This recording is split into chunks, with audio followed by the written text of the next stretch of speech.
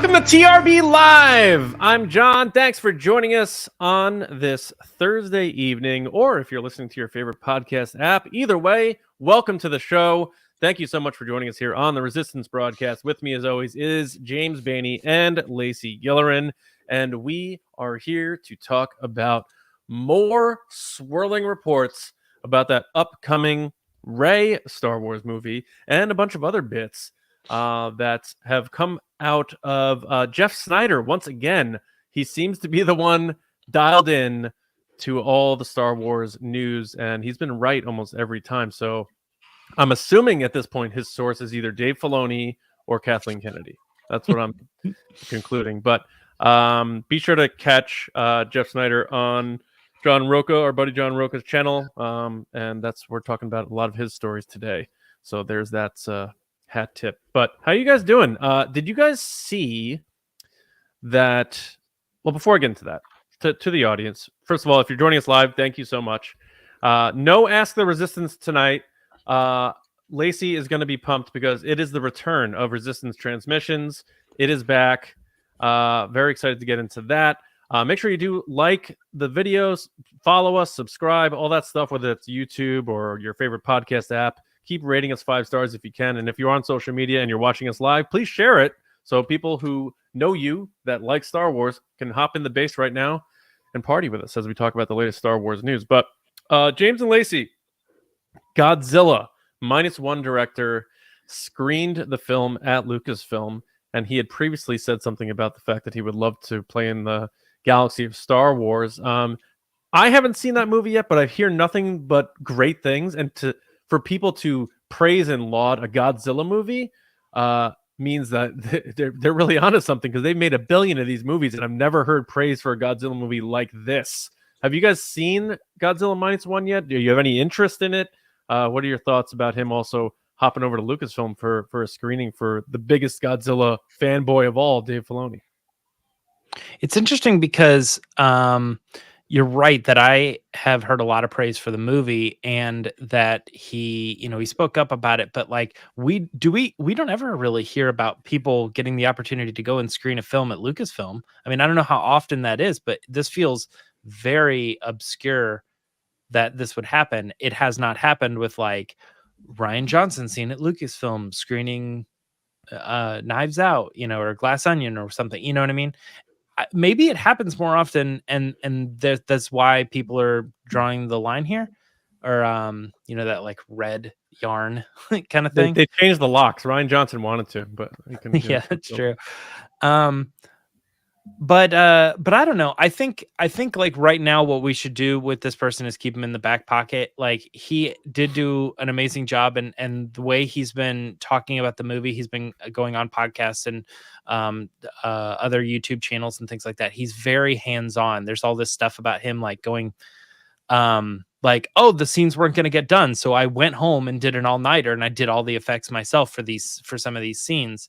And so he's like extremely hands-on.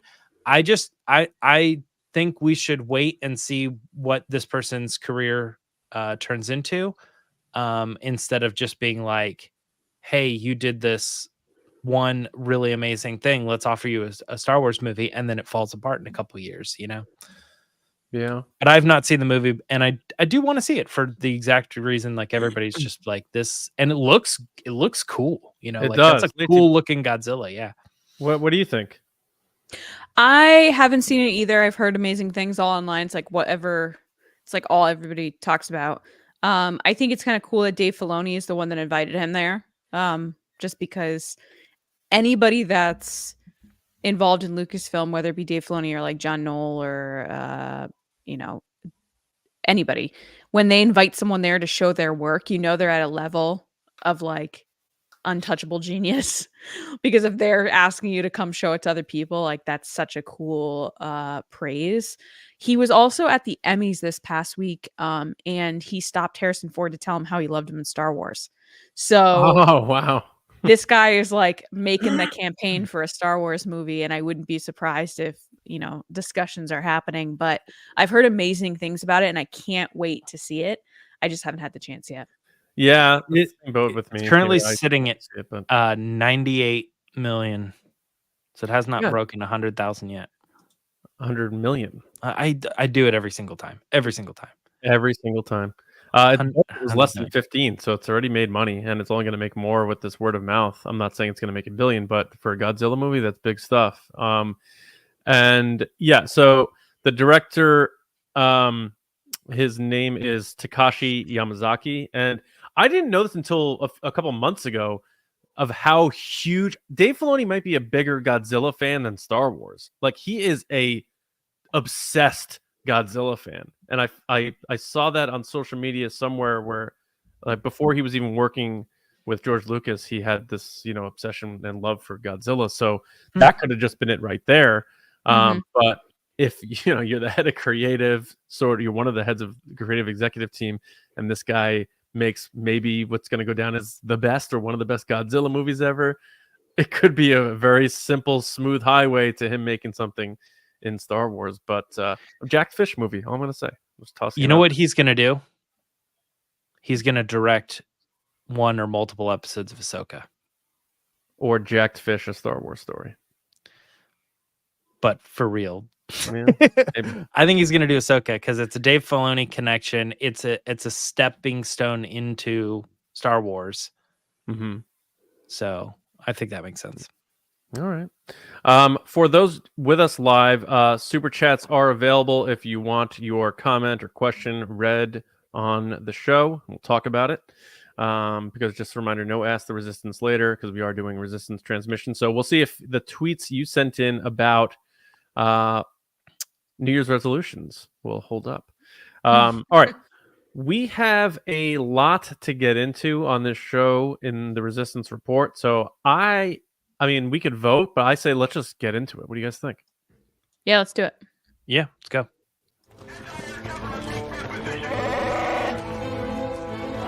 It's the Resistance.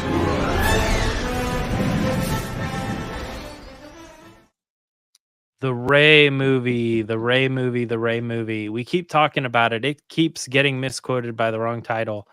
But we have some more information about it coming from Jeff Schneider, which has been an ongoing good source for a lot of Star Wars news.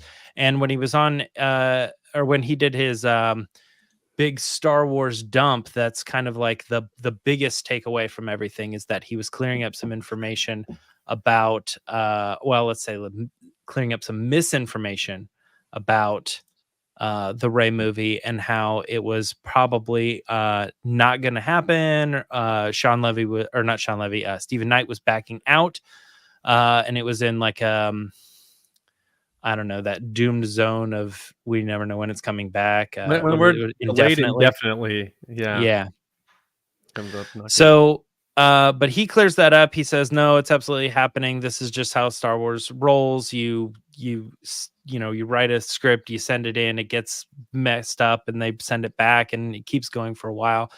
But not just that. Do we want to move from article to article, like section to section, or do we just want to kind of cover all this and jump around? Just talk about it.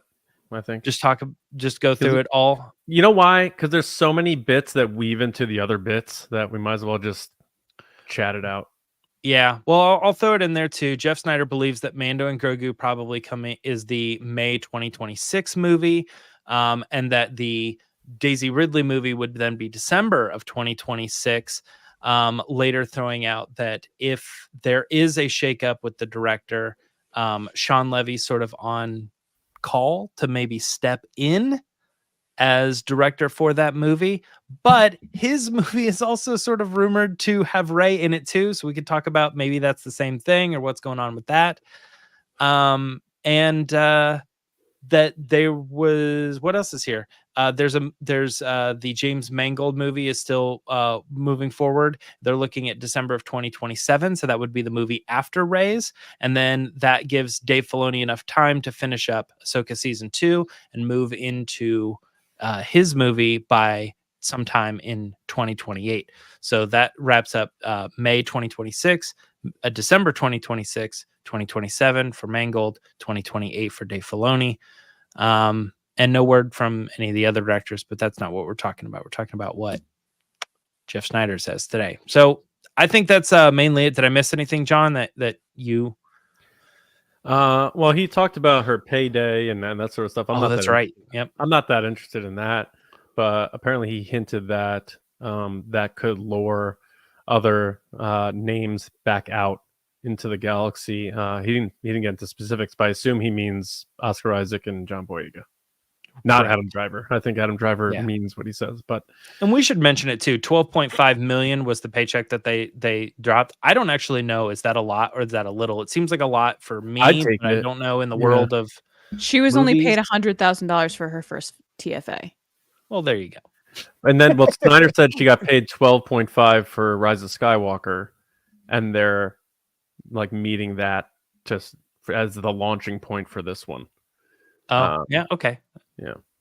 But yeah, I don't know. I mean, I don't think this is one of those things where we need to like, oh, your turn, your turn, your turn. I think, I mean, there's so much here Yeah. to talk about. Like, first of all, I'm glad that multiple reliable reports and sources are saying that, you know, any rumors about this being delayed, let alone indefinitely delayed, which was the first tag applied to Rogue Squadron, if you remember. Like, that is the death nail. That's like, that's saying a movie's not happening without saying it's not happening. It's like a little safety net for reporters to say it's delayed indefinitely, because in case it ever is made, people can't come back at them, I guess. But he makes good points about a lot of this stuff. The one thing that really threw me for a loop was the Sean Levy element, in that, you know, could Ray pop in there? And, you know, there is that element of the fact that Lindelof wanted to do an older Ray. So is that now what Sean Levy's going to do? When they say Ray could pop into 2 movies, it doesn't necessarily mean it's Daisy Ridley. But the fact that they're putting a lot of their chips into Ray, I think, is really cool, because I think she is the future. And I keep saying this, like the little kids who are watching TFA at 5 years old in their first big movie experience on December 18th, 2015, will have an opportunity on December 18th, 2026, exactly 11 years later, to be back in the theater as teenagers watching their Luke Skywalker on the screen. I think it's a big move. I think it's a bold move. I think they had to do it too, though, because I do think there is, when I think of Lucasfilm and like when they put these ideas out there, I do feel like there's a lot of second guessing and not like 100% fortitude and Confidence. I feel like there is doubt because they've taken some hits with a lot of these productions stumbling and directors firing or leaving and stuff. So then my last point before I want you guys to hop in is, you know, if this director leaves or something happens because it's, you know, the snowball barreling down the mountain is picking up too much steam, even though a lot of this is out of context, it wouldn't surprise me. It's not like if a Lucasfilm director left the movie, would any of us even like think twice about it? Or would be like, oh, okay. Whereas like 10 years ago, it'd be like, what happened? JJ? I don't know. I feel like I would be that way, especially with this one, just because she was on stage at Celebration talking about how this That's a movie good was so point. important. And Yeah. she's done so many interviews about it, and they've made such a stance about her being the director specifically that it would be a big deal if she pieced out. Just like it was a big deal when Patty pieced out, because they did that video with Patty. Like, it was such Oh my God. a jarring thing to be like, yeah, it's done. Because that like really cool Top Gun-ish video that she did got people really hyped. So they kind of feel like they've been lied to. I know I do a little bit. It's still the Rian Johnson thing too. Still, they still haven't said that's not happening, and they did this big announcement about his trilogy. I agree, but I feel like that's a different level for me, only because it was put in writing, and it wasn't necessarily a main stage panel at Celebration announcement or a big video. That was probably going to be a Celebration announcement, but Celebration got canceled because of COVID. So I feel like if they had canceled her being the director, that would be a big deal, especially with who she got replaced with. Because as we know with Lord and Miller, like they're still bitter. So I can only imagine that this would not end well. Yeah. Because they also were brought out at Celebration to talk about Han Solo in 2016 at Celebration. Well, what do you think about, you know, because there was the assumption that this would be the first movie, the Rey movie, because first of all, the Mandalorian movie wasn't a thing. And that was the only movie that felt like it already had some development going on. I like that this is moving to Christmas time, because it is going to it's again literally the same day, 11 years later, but recapture that feeling, which is always just this warm, positive, good feeling. I think that's the right move, actually. What do you guys think about, Lacey? What do you think about Christmas time, The Return of Rey? Better than May? Yeah, because I think that's gonna be a main Star Wars movie with like the intro and everything. Kind of tied more to the franchise itself, like that main storyline, compared to The Mandalorian, which is this offshoot series that has obviously weaving in ties here and there. They have Luke Skywalker and stuff, but I think that makes sense more in the summer because it's more of a summer blockbuster, I would say, than Star Wars, which has become the December movie. Whereas The Mandalorian and like that could go next to the Avengers in the box office lineup, and people now know The Mandalorian in a way that they didn't before. Yeah, that makes a lot of sense. I don't know that I like the idea of May at all, though. I'm a little nervous about it too, just because of the Solo stuff. I think Disney's trying to make money. Let's be honest. I think Disney, because of the strikes, was freaking out, and they were like, "We need a movies ASAP," and they were like, "Let's do The Mandalorian." People like that. I feel like they keep choosing May.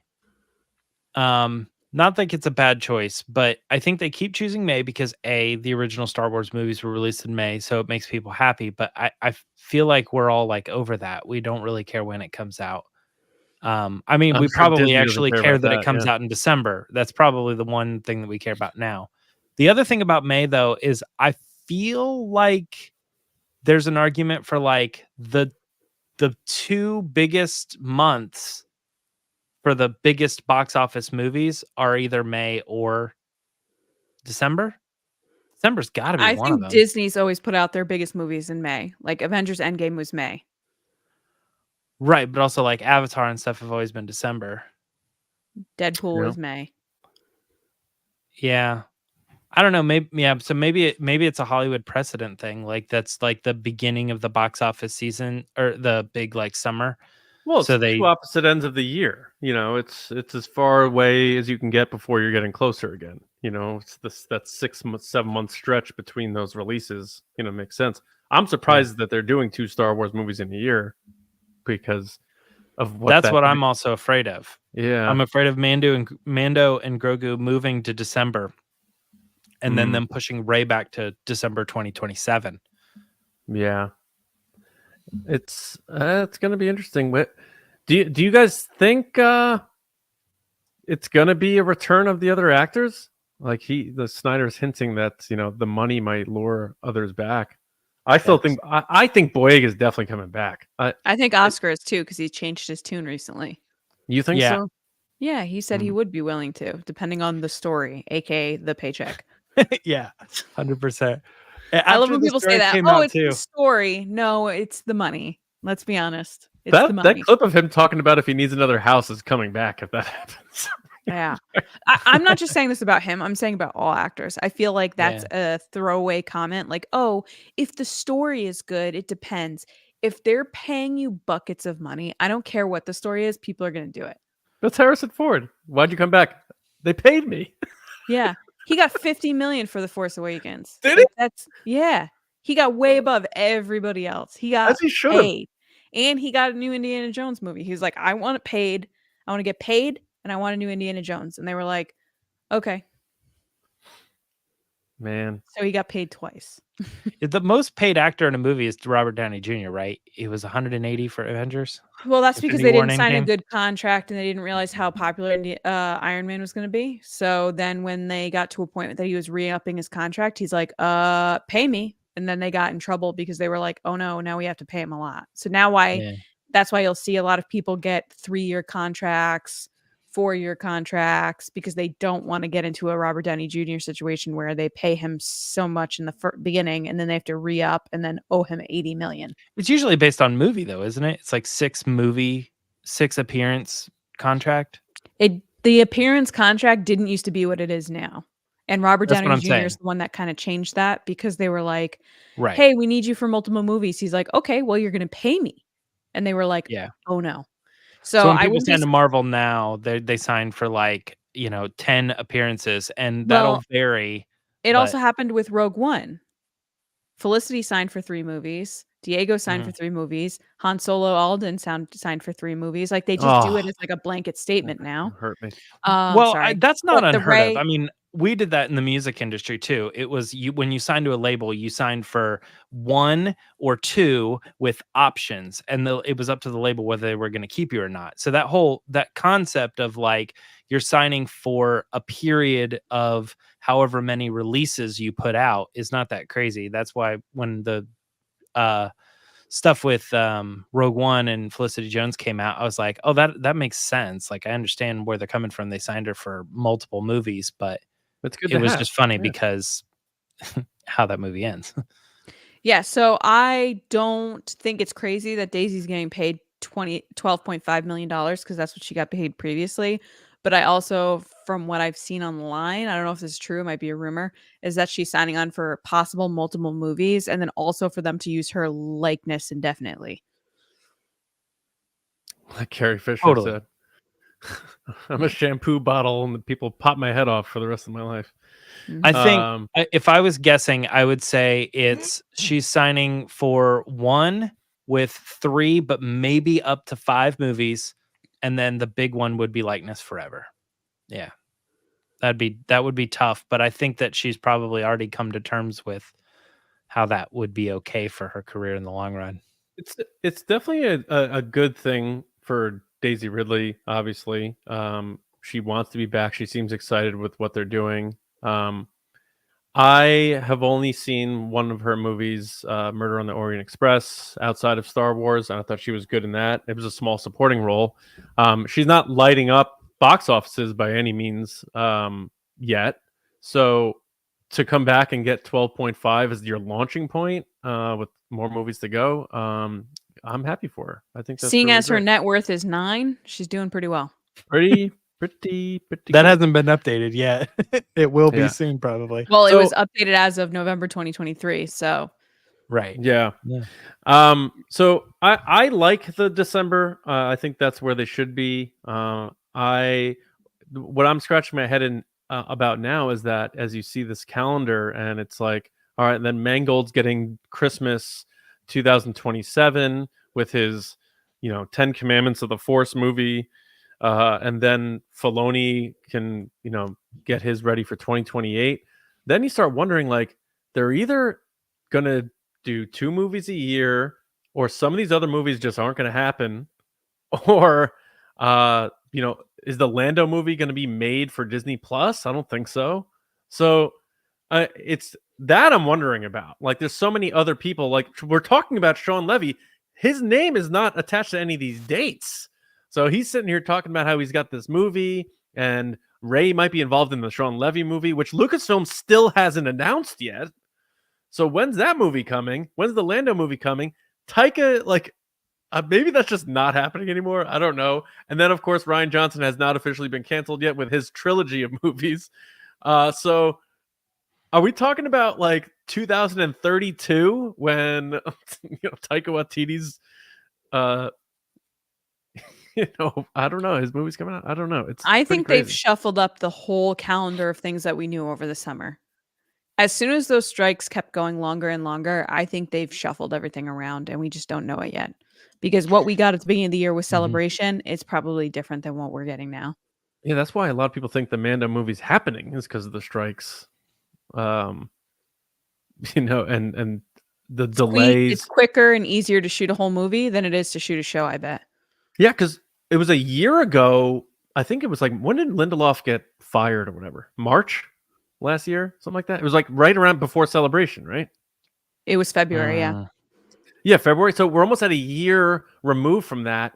And Stephen Knight is still drafting a script. Lindelof had his script. So he was drafting it in May that he had said, I'm drafting it unless it goes on strike, and it went on strike. Right. So we deleted a whole year off the calendar. So the movie, not being the first to come out now makes sense.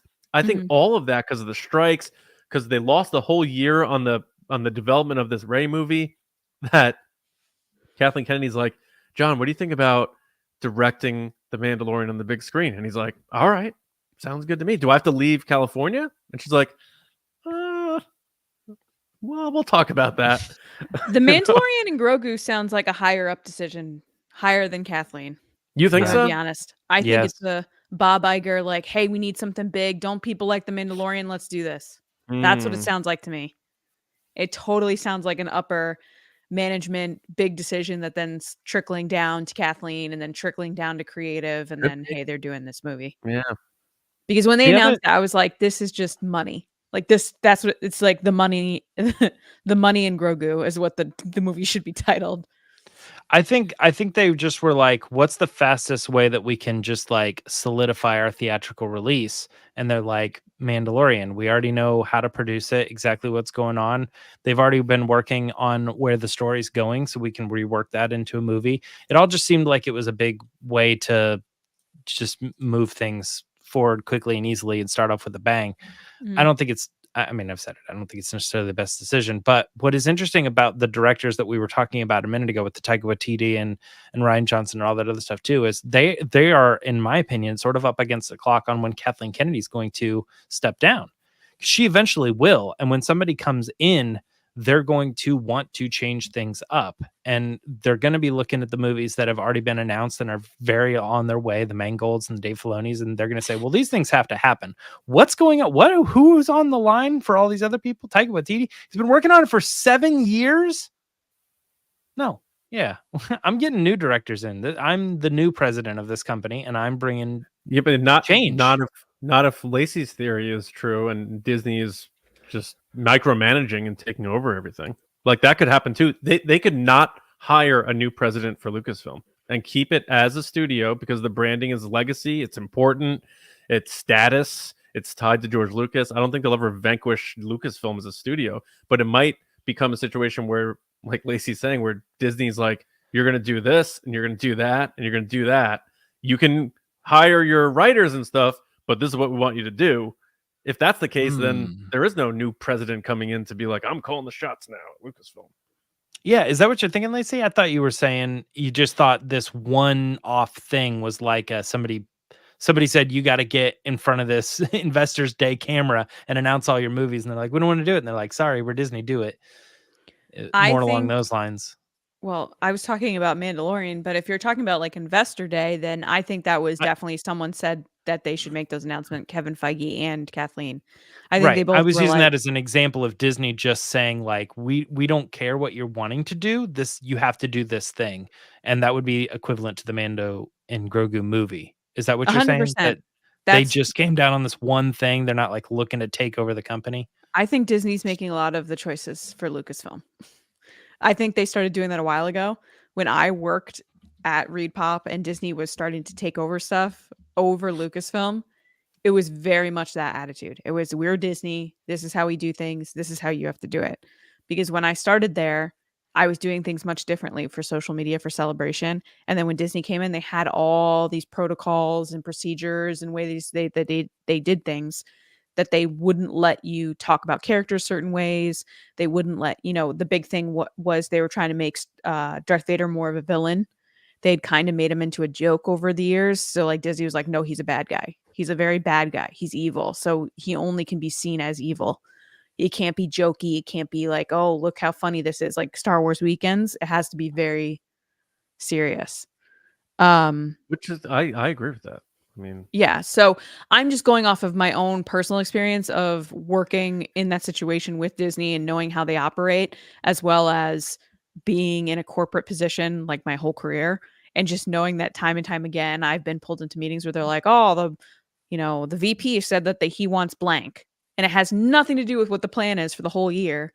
And they can just change their mind last minute, that they're like, hey, actually, we've changed trajectory. We're going to focus on blank product. And you're like, we haven't even talked about this product at all. And they're like, well, this is our big money maker. So forget all the stuff you've been working on. We're working on this. And that's the experience I'm speaking from, that I think that this is what the Mandalorian Grogu was. I think it was, they had a plan. They were like, okay, we're doing this. Hooray, Taika, all this stuff. And then someone came down during the strikes and was like, we're losing buckets of money. We need something that's going to make money, be quick to turn around. What do we have? And they're like, Mandalorian. And they're like, sounds great. Do the Mandalorian.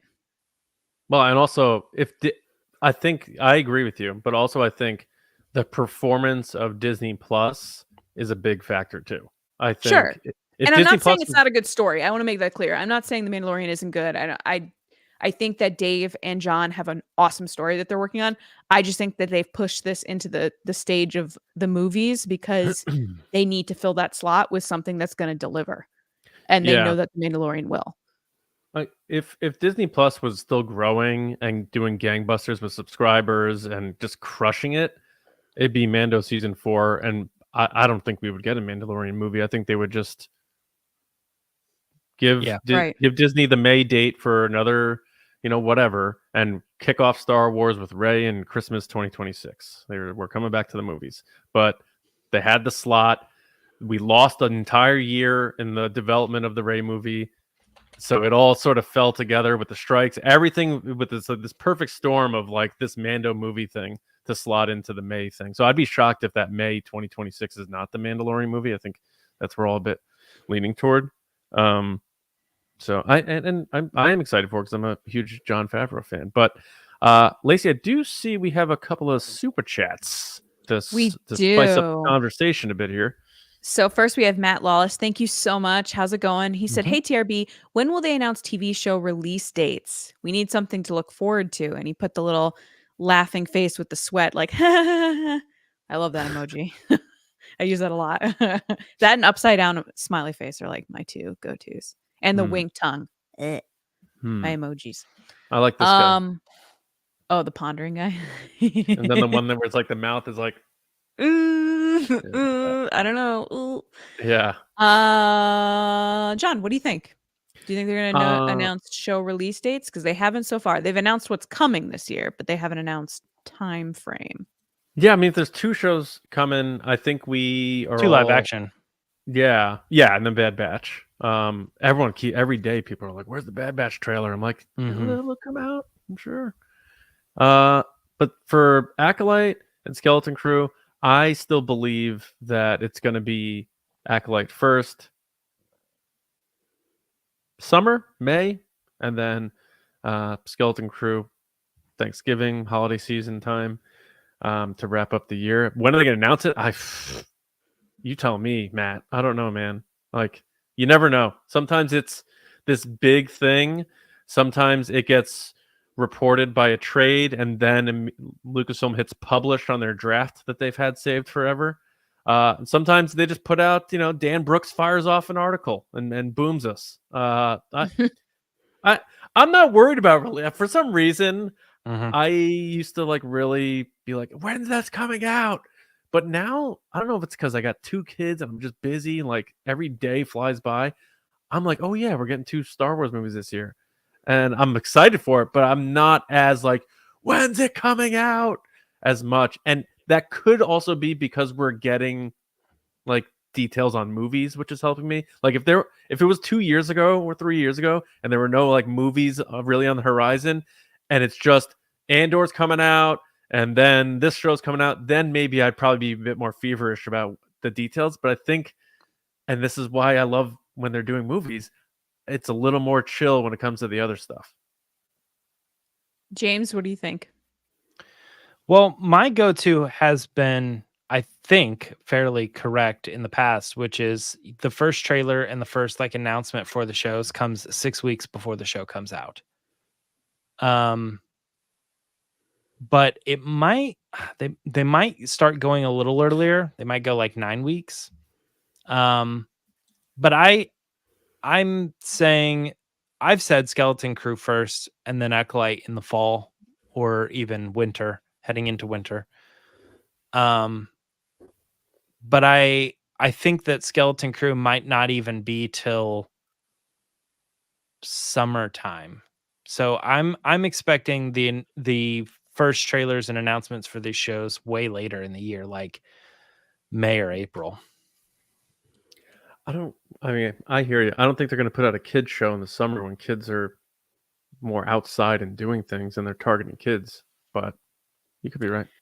I think they're doing Acolyte in May. I said that. I think they're doing May the 4th. I think that's going to be Acolyte. And I think Christmas time, Ooh, May the 4th. holiday time for Skeleton Crew. I think not just because that's the time that makes sense in the calendar, but because also Jon Favreau and the people involved have said that it's very like Goonies-esque, children, stuff like that. And those type of adventures have always come out around Thanksgiving holiday time, like Harry Potter, all those kinds of things is like when families get together. So if they're Yeah. wanting this to be a family film or not a film, family That's show, good, yeah. they're going to put it out during a time when families are all gathering together Yeah, I to agree. watch stuff. And 8 episodes. So if they Mhm. do like 2 on the first day, then you get 6 more weeks after that. That brings you right to the end of the year. Yeah. Well, thank you, Matt. Appreciate the super chat. So then we get into, of course, our boy Freezy with his, I'm so jealous, his Mark Hamill picture. Wouldn't be a show without you, Freezy. He said, TRB, would you be cool with Rey turning to the dark side? And how likely do you think that is to happen? James, would you be cool with it? Oh, well, first of all, I don't think it's very likely to happen. Because I think that they toyed with that idea with Luke and it didn't go over very well. So I think if they were going to craft Rey into an iconic character, they're probably going to model her after Luke. So at this point, I would say that they never play around with that. But it's up to a director. If a director or writer or whatever, like if they come in and they're like, I have this story, I don't know that if it's a good story, I don't know that Lucasfilm is going to turn it down just because they have this idea of what they think Rey should be, but they have this great script in front of them. But then again, time and time again, We've seen how turn that down goes. great people down because they have this food. Yeah. So I'm sticking with my main point. I don't think they'll ever turn her because they're trying to model her after Luke and because that's their big Jedi, you know? Yeah, I don't think they're going to turn her to the dark side. They already kind of did that in The Rise of Skywalker, where they had her see like what she would have been if she went to the dark side. The whole point of The Rise of Skywalker is, from her lineage, she should have been dark side and she chose not to be. Her conscious decision and choice was to be good. So yeah, no. I think they've done that, and I think it would be really lame to go back to that again. So I don't think agree. it's likely to happen at all. I also don't think anybody wants to see Rey do that because we've already seen that happen to so many characters. How many times are they going to do dark side redemption type stuff? I don't know. It seems kind of Right. they're doing it again. I'm with that totally. For so many reasons. One, again, back to like the little kids who dress up as Rey and like she's their new hero. That would be just like devastating from that perspective. She is definitely the new Luke Skywalker, so I agree with that point. And yeah, it would just reverse everything she stood for and did in The Rise of Skywalker, which is rejecting that. So Lacey, I'm with you on that. So I would say, I'll say this, Freezy. I think there is no chance whatsoever that Rey will turn to the dark side in the next movie or any movie. And I don't even think it's going to be the thing they flirt with because, again, they already did that and she got past that. She leaped that hurdle and stayed good. And I think we are a safe bet that that's going to remain that way. Rey Skywalker, she chose that name to honor Luke and Leia. The last thing they're going to do is make her turn bad. And it is stale. I agree. I'm tired of the whole good turns bad, have to turn good again thing. Yeah, I think there's literally zero chance Rey's turning to the dark side. Zero. I would bet I'll do 5 pies to the face if Rey turns to the dark side. From who? That's all debatable stuff. We're going to walk out of a movie and you're going to be like, no, she didn't. And other people are going to be like, yes, she did. You know why? They won't even sniff it. It won't even come close to anything that would mirror it. So yeah, 5 people pie me in the face. If I'm right, I don't hit anybody. I'm just putting it all out there. 5 pies to the face if Rey turns to the dark side. Well, we do have another super chat from Gareth. Thank you, Gareth. Welcome. We're excited to have you. He said, what's up, TRB? Any chance of seeing new Force abilities in the upcoming Rey film? Or do you believe that they will expand on what we have? I feel like they have to add something new every movie. Got to collect them all. I added that last part for audio people. John, what did you think? New Force abilities? Yeah, I think so. And it doesn't necessarily mean it has to be Rey. I think it'd be cool if, if she is doing this new school or whatever. I can't even say New Jedi Order. Just like it's such a boring thing to like I hate roll that off the title. tongue. I really Ah, do. it can't be the title. It can't I be. don't like it. Or Knee Jedi Order. Either one. Horrible. But I could see maybe a new student, like this prodigal, new student having these new powers. We've already seen Grogu have new powers. Like if he's still around, maybe he, exponentially develops his skills. It could be anything. What if Finn is back and all of a sudden he unlocks something? They have a blank canvas. I would be upset if we didn't see something new with the Force in these next series of movies. They have to give us something new. And, we haven't gotten any details. Have been very vague comments, but Daisy Ridley said I was surprised at the direction they're taking it in, but I'm very excited that we're doing something different. I'm paraphrasing, but it was along those lines. And I think that could very well have to do with the Force, and I'm excited to see it. And also there could be, not a Sith element, but there could be an antagonist who knows how to manipulate the Force in ways we haven't seen before. So I'm hoping yes. I think they will. And I'll be disappointed if they don't. If it's just the same old rigmarole of Force abilities. James? I don't think I would be disappointed if I had a great movie and they did other crazy things that were new and inventive and creative. But when you think back on the film, you're like, oh yeah, I guess they only really used like, force push and a couple other the basic Force things. Still a good movie. You know what I mean? I don't think I'd be disappointed, but I do think this is just one of those things that like young directors and writers like dream of. They're like, if they get the opportunity to write a Star Wars movie, it's like they want to create cool, lasting characters. They want to bring in new ideas and new concepts. And part of that, part of the ability, part of the benefit of being in the position that they're in is the ability to write new lore for the Force, which is this crazy thing. Mm-hmm. So I'd just be very surprised if you didn't see them come up with something creative, just so that the director or the writer's legacy or whatever is not just like, like a Force teleport. I invented that. Like I wrote that. That exists now because of me. So yeah. Yeah, I kind of view it a little bit like X-Men, where they all have their different powers and abilities. I feel like the Force could be something like that, which would make it really cool. I mean, every Jedi, as we've seen so far, has certain things that they're good at compared to others. So I don't know why that wouldn't also range in abilities themselves. We've unlocked a bunch of new things in the sequel trilogy that like we're just getting the surface level glimpse of with Rey and with Kylo. So I don't know. I just feel like there's so much out there that they could end up doing that it'd be really cool if they did add something every movie, or we saw something new with different people. Because then it also like levels the playing field, so to speak, because someone could be really good at one ability but terrible at another, whereas someone's really good at that thing that they're bad at. So then it creates some kind of tension of like, oh, who's the person that's going to handle the situation the best?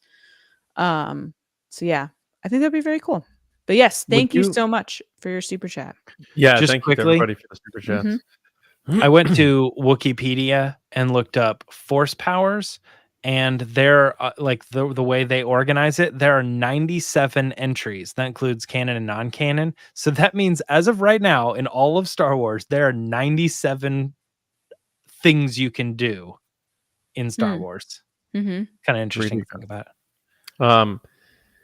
I wonder if Boyega does come back, which I really think he is, what they're going to do with him, because clearly JJ was going the direction of, he is Force sensitive, and if he works really hard at it, he could become a great Jedi. So I'm curious, like, what they can do things with Finn that are different too, which could also be interesting. I'm not saying Finn's going to like turn evil and it's going to be Finn versus Rey. I think that'd be dumb. But it'd be cool to see like him, because everyone was like saying like, oh, Finn got robbed, he should have been this, and or people arguing he doesn't have powers. I've heard that too, and it drives me nuts. That when I walked out of the theater, like you and I were looking at each other because it was like the movie was so fast. I was and, overwhelmed. I had to go to the bathroom first. That was the first thing. But then once we started talking about it, I was talking to people. I was like, "How about Finn with the force sensitivity?" They're like, "What?" Yeah. Like, what do you mean, what? People Do you watch totally the missed it. movie? Yeah. So then I was like, "Oh no, we're in trouble. We're in trouble." Every time I walk out of these movies, I'm like, "This is great. Everyone's gonna love it." And then I talked to like 2 people. And I'm like, "Oh no." Will they, John? Will they, John? It's The Optimist, I'm telling you. Anyway, I will never forget. I walked out of The Last Jedi and I was like, best Star Wars movie that's ever been made. I And I thought cannot people- believe the turmoil that I was came out of silent that for movie. 45 minutes. I It's know, 45 minutes. told- I didn't say I got anything. told I was gonna burn in hell because I gave it a positive review when I wrote my review. Really? That's kind of Yeah. Oh, read the comments. They're still there, I'm sure. All right. So we have another story, right, James? Well, another quick one. Nice little positive, little quick story. Yeah, a nice little way to shake things up a little bit. The last story for this week is about Andor wrapping up, right? So Diego Luna was at that was at the Emmys, right? That this was Yeah, he was on the red carpet talking about Andor. Yes. Yeah. right, which was crazy, by the way. I think I looked it up. They were up for like 7 awards or something. They didn't take any of them. 6 or 7, something like that. But he was asked about the shooting of the show and oh, you're still working on it. And he's like, well, yeah, the writer's strike, all this happened. But as soon as I'm done with this, I'm going right back. We're going to finish it up. I've only got 7 days. And as of us being live right now, that was, I think, 3 days ago. So there's only 4 more days left for Diego Luna, which probably wraps the show, because they were also talking about a booked wrap party and everything like that. So it's probably going to happen in this next week that you're going to see a lot of those tweets from people and maybe even an official thing that says Andor has officially wrapped. Andor season 2 is officially wrapped shooting. But it's kind of interesting. What did you guys think of this, Lacey? I mean, it's pretty straightforward to me. I knew that they got delayed because of all the strikes and everything, especially because Tony Gilroy got directly called out by some writers being like, why are you still working? During the strike, he got called a scab. So I'm not surprised that everything shut down. Second of all, we knew that they were getting back up and running and they were in the middle of it when it all happened. So they had to basically finish up. So it's good to hear that it's still happening. I'm happy for Diego Luna. He did make me laugh on the red carpet because people were asking him about Pedro's shoulder injury. And he goes, yeah, I don't know what the deal is, but I'm going to go get him drunk and find out. So that made me laugh because it's just Pedro seems to be BFFs with everybody. And I'd love to see him, Oscar, and Diego all together, like at a round table drunk talking about their lives. You know what? Yeah, that would be awesome to get like a good solid amount of Star Wars people together in a room to have like an actors on actors. Like imagine if it was Harrison Ford, Mark Hamill, Ewan McGregor, Hayden Christensen, you know what I mean? You're like, you just go around, you look around, you're like, man, all these people. I was even talking even further because they all have a Spanish background. So I'd like love for them to do a round table where they're maybe talking Spanish. In Spanish. Cool. Yeah. Yeah. With subtitles. I'd love that. I love reading subtitles. I'd watch it. Yeah, Andor, it's we talk about all these production woes and stuff, and it's just, it's one of those rare Star Wars products outside of Favreau, who he's handled The Mandalorian very smoothly considering they've filmed through pandemics and stuff. It's when the things go well that the people don't get the praise. It's just like, oh, that just happened. Okay, cool. And Andor is a big, fat, heavy show with lots of location shooting, lots of sets. And this dude's about to knock out the second half of 24 episodes of big time dramatic action television. And people are just like, oh, okay, it's wrapping. Cool. It's like this huge, it's a huge ordeal. It might be one of the bigger achievements in Star Wars production because of the amount of hours that are being filmed and it's not Right. just being done inside a studio. They are going to different locations and places. So I know, Andor is not my favorite. I love that it is on our team. Like, we have Andor to say, like, look, we got Andor, we got some prestige on Star Wars or whatever. It's not my favorite, but I love it for what it is, and I think it's great. So I love Tony Gilroy and how candid he is, and sort of like he doesn't really care what people think, and I like that attitude. I think it did. Lacey's right. Probably did get him in a little bit of trouble with the strike He did stuff. get in but trouble. He Yeah. walked it back. And he corrected. But I am very excited for what they've done. And you got to, if we're gonna call out Lucasfilm and slam them when directors get fired or things get pushed and stuff, we have to also say, awesome job getting this guy in here and all of you together producing this massive amounts of hours of this program that is a big undertaking to complete, especially during all these shaky times. So I'm very excited for the completion of Andor, and I didn't want to spoil anything for anybody, but Andor survives the second season. I didn't want to spoil that for people, but that's what happens.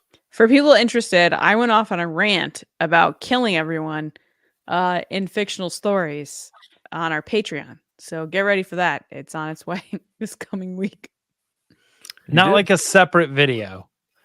No. Not like a like Lacey has 5 minutes and she just does this thing. No, it was in our poll chat. I kept throwing little logs on the fire as she was going to. Yeah. That was a rant. That was a legitimate rant. You haven't had one of those in a while. I just hate that every writer's like, oh, I'm going to make my mark and kill this person. Oh, cool. Real creative. You're all killing everybody. Really nice. Oh my God. It's not You don't watch Rogue One whatsoever. often, do you? That's different. That was creative when it happened. And then everything after that was like, we should kill everyone. Yeah. Like, hate it. They did. JJ killed Han first, though. JJ and Lawrence Kasdan killed Han before that. That's what started it all. Again, it made sense in the story. It Yeah. wasn't Han like, hey, shot this first, Han character's killed story. first. Not even that. It's like the story wasn't coming to an end that they were like, well, I don't want anybody to tell anything after this, so I'm going to kill them. The only way to end this is to kill them. I do agree with you in that. Is I think I feel like it would be harder to write a good story where the ending stands the test of time of the point is that they were successful and they lived, than it would be to stand the test of time where you have a story where the good ending is that they died. I think very rarely the good ending is the one where they died and everybody's like, that's exactly how it should have happened. Most good endings that people remember and for like years and years and years, we'll still talk about how good that movie was. They end in those characters surviving, I think. I can't remember one movie recently that I've watched that someone dies in the end that I'm like, that was really great. Because it doesn't end well. Like, what? Nobody wants to end the movie like that. I don't know about recently. Away. I can name I mean, like The Matrix ends with Neo dying. Batman ends with Batman. Actually, Batman doesn't end with Batman dying, which is unfortunate, but that's really like the tone of the story. That's the point of it. I don't. I mean, if it's good, it's good. Like, I'm rarely swayed by like, oh, I loved it, but they killed that person. But I also understand people who when they feel that way. So, if it's a big enough point, and I bring this up all the time, I'm sorry if I'm repeating myself. If it's a big enough plot point that James Gunn is standing on San Diego Comic-Con stage saying, don't worry, I'm not going to kill them because it doesn't mean you have to kill people to end their story. Like, it's a known thing that recently, in the past decade, everybody's killing everybody at the end of their story, and they don't have to die. We didn't really talk about this, by the way. You know, Brian Ward brought this up in the chat. Thanks, Brian, which a couple other people brought this up too. So I apologize. A couple of people did mention this. The What If series that everybody's talking about that's rumored to be going, the Star Wars What If. We haven't really discussed that. Not happening. I think it's a bad idea. I hope it's not going to happen. I don't think it is either, but I know people have been discussing it. So as a point of discussion. Why would Lucasfilm do that just from a logical perspective? Like, they already get dumped on for the choices they make. Why create something that will allow people to say, that should have been canon, this should be canon, and then you erase that? Like, it just, you're opening the biggest can of space worms possible by making this, the juice ain't worth the squeeze, folks. Not enough people are going to watch it. It's going to be a very niche thing. Like, Star Wars Twitter isn't like all of fandom. Like, there are people be like, oh yeah, what if? All right. Like, I get that. I understand that, because you can do anything. Like, when I tell my son, here's a piece of paper, draw whatever you want, he's like, oh, this is amazing. But we're gonna like it would be so, I really think it would be like awful for fandom and for Lucasfilm, and it's just not worth it. I agree. I don't think they're going to make it. I don't necessarily. I'm the devil's advocate of that. To me, is like, if you have fans that are mad that they never got to see X and Y or something, or it should have been like this, then I almost see that could be sort of a cathartic like outlet for that. Is like, hey, we know you're really interested in these stories, and we're going to push like, and we're going to show you like, what if those endings did happen, you know, and it could be cool, could be bad. It'll be kind of a fun, but just know that it's not canon. That is the main reason I don't think it's going to happen, because Marvel is doing it. What if? And the What If series is possible in Marvel because they have all these different universes and timelines and other things like that. So not only is it just logical from that sense, but if you're watching What If and you get to the end, you realize all that stuff sort of is canon. And it's like, and they've already told those stories. There's been so many comic books. Right. Yeah. And so they're kind of like able to kind of bring that to live action, or not live action, but you know what I mean? Like also, motion. The entire expanded universe, but it's just not going to happen in Star Wars. Is a what if. And it's always been a what if. Yeah. It's never been canon, and it exists. You can watch Chewie get a buzz cut and get be killed by the moon. Yeah. Oh, sorry, Lacey, if I'm repeating myself. Speaking of repeating myself, I'm going to circle back really quick, because Matt says in the comments, sacrificing yourself for the cause is usually a solid way to endear yourself and become a hero. Yes, Matt. However, when every single character is sacrificing themselves to become a hero, it seems a little less special. That's my best friend. I know, Matt. Hey, Matt, what's up? Happy New Year. What's up, dude? Well, I pulled up earlier a list of movies where the main character dies, and I was going to like name off the ones that were like pretty significant. And then I was like, you know what? Let's not do that. I named him in the poll chat, so giddy up. Get ready. Beware if you are a patron and you're watching the poll chat one. There are, I would say maybe 5 movies that were named. 5. Like that's just off the top of my head.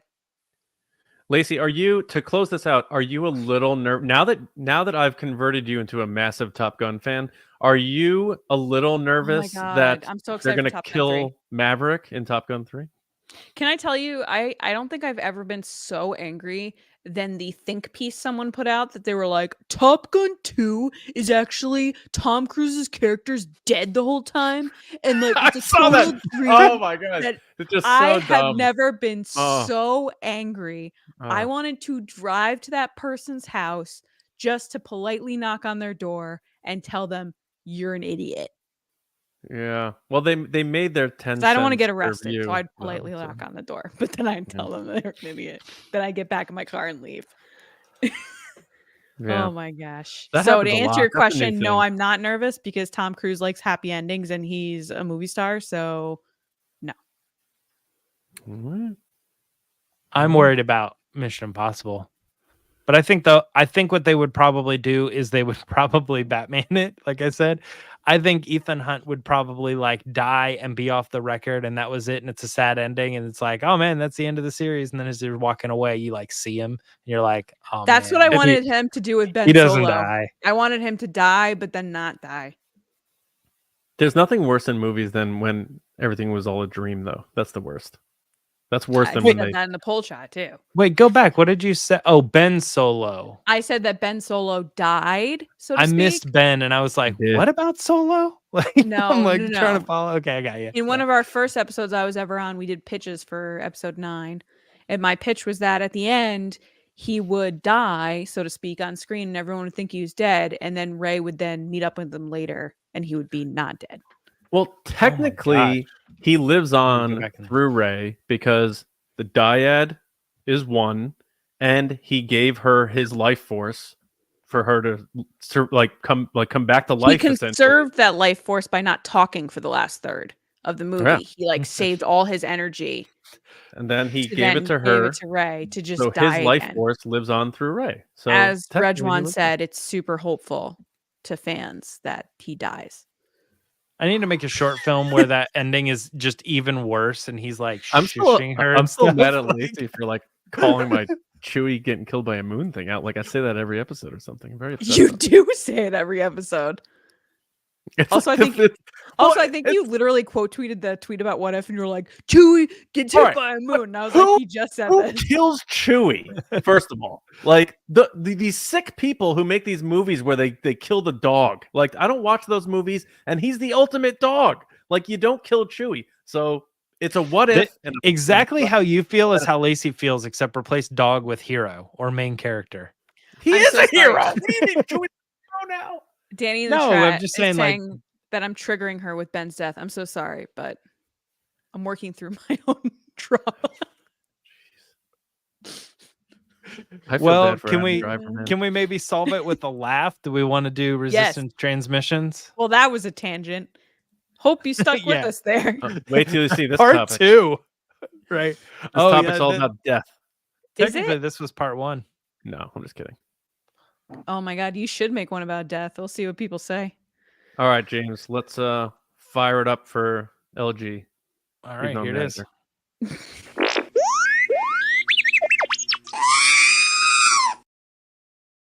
All right, guys, it's time for resistance transmissions. It's been a while since we've done this, a real while, long time. But this is the first one for 2024, which is exciting. So for those of you that are just tuning in or haven't tuned in for a bit, welcome back. This is where John puts up a crazy, wacky situation on Twitter, and you guys give your answers. And I don't know what this situation is. I don't know what you said. And we read it on the show, and we see how I respond, / how we collectively agree or disagree with what you said. All right. So the situation is pick a Star Wars character and a New Year's resolution you know that they won't keep. Okay. I mean, I could have a list of things that I know I won't keep, but all right. Andrew Staley's up at Deuce_Staley. What up, Andrew? How's it going, man? He said, Wicket, stop taking cookies from strangers. Not gonna happen, pal. That is the most adorable news. That's the cutest answer you could have given.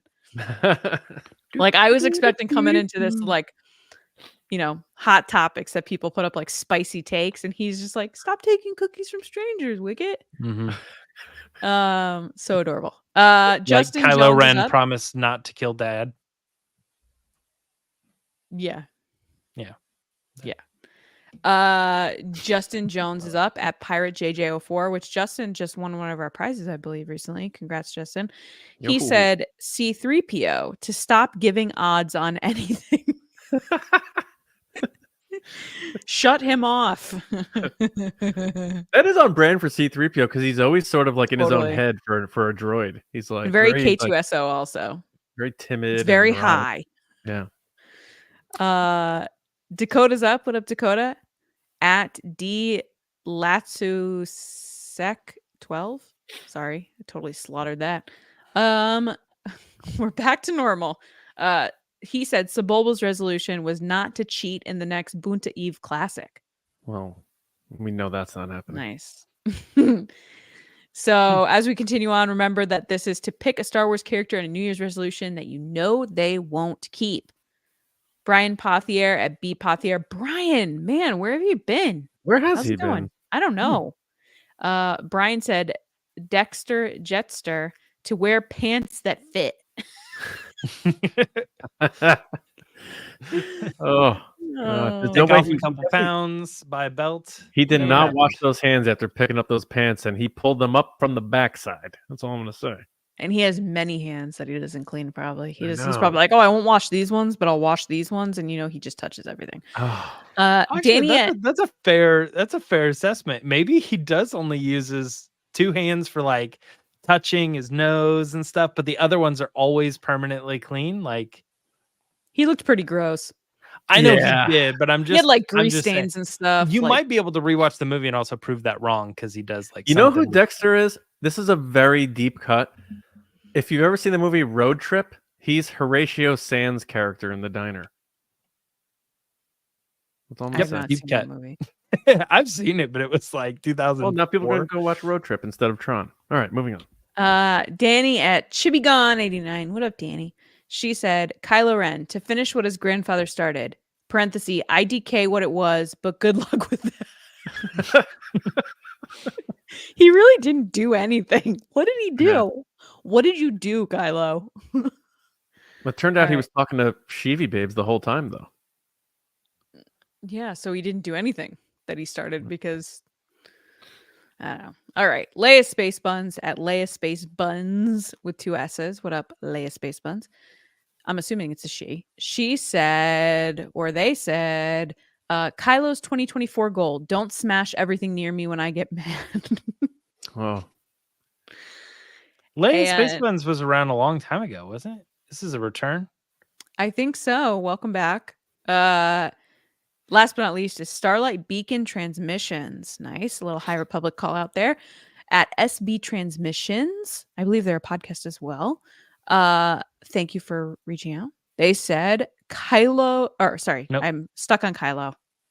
Rewind. oh, Kino Loy learning how to swim. oh. That's rough. Starlight Beacon. You Oh. sound so optimistic with your title, and then you hit us with that. Yeah, it's a But then- beacon of hope. But then also, what I know of the High Republic Starlight Beacon isn't that optimistic either. Well, Andy Serkis said, he said he's coming back. Yeah, he's But is it a confirmed, right? flashback? You know, He is confirmed. He said he's coming back. yeah. Yeah, I think he's still in the prison, but maybe he like worked his way up or something. I mean, after everybody left, the rules change, you know? Yeah. Yeah, but he did the speech. They know it's him. I still can't believe Yeah. Andor, that whole prison situation, like, is such a true nightmare. Like, sometimes you think about situations where the main character's stuck somewhere and you're like, oh, they could get out this way, or there was a moment there that I was like, how does he get out of this? This is pretty terrible. Hmm. Like, it was like one of those nightmares you have that you're like, this is terrible. Wake up, wake up, wake up. And then you finally wake up. Do you know when you're in dreams? I never know. Sometimes I do, sometimes I don't. Recently, I've been having very vivid ones. And at one point, I'll just remember that it's a dream and I'll be like, wake up right now. And I wake up. If you want to, you can start that. It doesn't take much more than like a week or two to start learning how to control your dreams. What? Where do you Do learn people not that? know that? What? Is there a book? That was Yeah.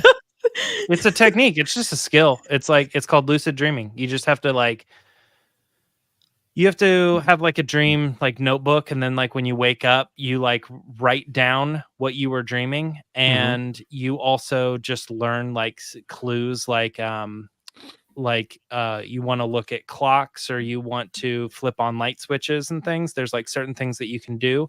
And then when you're thinking about those things pretty regularly for about 2 weeks, then when you're dreaming, those are the thoughts that are in your dreams because your brain is processing them. It's not really hard, but you can get to a point where the triggers, you go over, you flip the light switch and you're like, yep, lights did not turn on. So I am dreaming. And then when you know you're dreaming, you can start to then work on controlling it. Sounds like Inception, but also, James, it sounded like a really bad webinar that you were like, for $79.99, you Yeah. can start. You controlling too your can dreams. start controlling your dreams. Yeah. That's why I laughed, because you were like, you could start that tomorrow. And I'm like, My They thing, never tell my you thing- actually how or what the product is. You're like 8 minutes in, you're Right. like, why am I still watching this? you I too work for a can company also called control. Lucid, but nobody knows what we do. Yeah. No, I'm gonna I just dream found, I tonight. find it interesting that it's that easy to do something like crazy. Like I'm gonna have a it just dream takes, like, tonight. 2 weeks. I'm gonna go to turn the light switch off. I'm gonna get electrocuted and die. That's what's gonna happen. You can't die in your dreams. Yeah. But see, if you knew that it was a dream, you could just come back. What But if Lucasfilm's writing my dreams? But that's a known thing. You can't die in your dreams. Oh. In my dreams. They say that if you die in your dreams, you die in real life. Right, but like, how would that happen? How could you die in your dreams? Like, what would even? I don't know, but nobody's ever died in their dreams. Someone tell me that they've died in their dreams. No one's ever died in their dreams. But you too can control your dreams for just $7.99.99. A 3-part course. All right. That's anyway, enough. back to you, John. All right. Thank you for everyone who submitted those resistance transmissions. They were a little delayed because of we had all that major news last week. We'll probably get back to Ask the Resistance next week, but we always love doing resistance transmissions, so we may pop them back on Mondays. We'll see, but they are always fun. But thank you to everybody for also listening and watching and being part of TRB. We love having you. We are so glad that you take the time to listen or watch our shows. It means a great deal to us. And just a reminder, 2 episodes a week, Mondays and Thursdays with TRB Live. And if you're just catching the show late or what have you, it will hit your podcast apps in the wee hours of the morning, typically after we wrap all of our recordings. But however you support us, thank you all so much. Make sure you are subscribed, you rate us on your favorite podcast apps, and spread the word. Tell your friends. That's the main way we grow. So if you know someone who likes Star Wars, just take a second, let them know about us. All they have to do is Google the Resistance Broadcast, and they can find us. A special thank you to our patrons at patreon.com/resistance broadcast. If you want to see Lacey Gilleran go on a bit of a rant, then that's the place to go, because coming up on Tuesday is a spicy one from Lacey on our poll chat. But go to patreon.com/resistance broadcast, and tiers start at just $5, and you're going to support us, but also get a lot of additional content. We have bonus episodes, polls, commentaries, a Discord server, a lot of great stuff over there, and obviously early access to a lot of our public stuff as well. And a special thank you to the generals and spice runners of our Patreon: Carmelo, John Risi, Jetta Rosewater, Frank Grande, Nick Kratz, Chris Morales, Brian Smith, Matt Chitty, Danny, Mike Rumore, Brendan McLaughlin, Sneaky Zebra, Colin Cormier, and Dave Hornack. And the spice runners: David Probus, Neil Shaw, Kendall Gelner, Andrew Staley, Jeremy Myers, and THEFORTWORTHIAN. And all of our patrons, all of our supporters, all of our listeners, however you take on TRB, thank you so much. Make sure you are following us on social media at TRB Podcast. That includes Threads and Blue Sky, whichever one's going to win that battle. And then for me, Johnny Hoey on social media, and my movie podcast, Just Like the Movies. We're doing American Pie next. Love that movie. James, how about you? Everybody can find me on social media at Myra Trunks. And Lacey Gilleran. People can find me on social media at Lacey Gilleran and on TikTok at It's Lacey Gilleran. And I am currently rooting for the Chiefs, and I love Travis Kelce. And Jason Kelce, but supposedly he's retiring, so we'll see how that goes. Big football fan. Football. All right, everybody. Thank you so much. We hope you have a wonderful weekend. If you are in the cold climates like the three of us are, stay warm and have a great time. And we'll see you next time right here on the Resistance Broadcast. We'll see you around, kids.